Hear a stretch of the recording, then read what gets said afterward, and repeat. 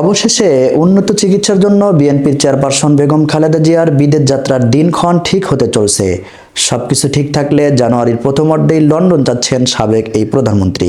বুধবার দুপুরে বিএনপির চেয়ারপারসনের ব্যক্তিগত চিকিৎসক ও দলটির স্থায়ী কমিটির সদস্য ডক্টর AZM জাহিদ হোসেন এই তথ্য জানিয়েছেন। তিনি বলেন, জানুয়ারির প্রথমার্ধেই চিকিৎসার জন্য লন্ডন যাবেন বেগম খালেদা জিয়া। চূড়ান্ত তারিখ এখনও নির্ধারিত হয়নি। তবে গত 21শে ডিসেম্বর মুক্তিযোদ্ধা সমাবেশে অংশ নেওয়ার কথা ছিল বেগম খালেদা জিয়ার। সেখানে তার শারীরিক অসুস্থতার কারণে সেটি স্থগিত করতে হয়।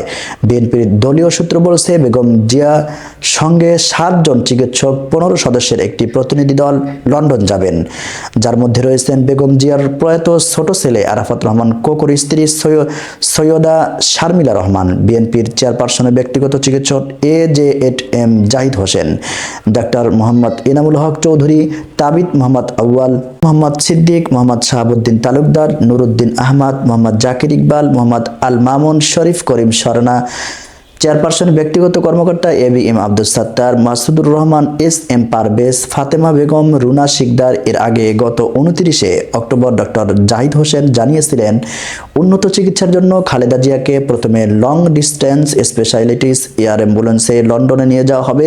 এরপর সেখান থেকে তাকে তৃতীয় একটি দেশে মাল্টি ডিসিপ্লিনারি মেডিকেল সেন্টারে ভর্তি করা হবে।